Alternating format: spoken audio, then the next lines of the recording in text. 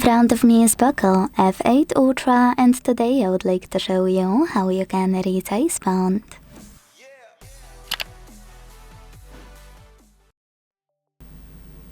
If you wanna change font size not only on your main display, but also in devices settings and your apps, don't worry, I got you. All you need to do is go into settings, scroll a tiny bit to click on display and brightness, and then scroll all the way down. Once you do, you will see font settings option.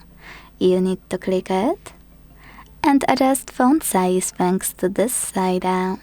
You can check out preview at the top. So when I go back, as you can see, size of my font has changed.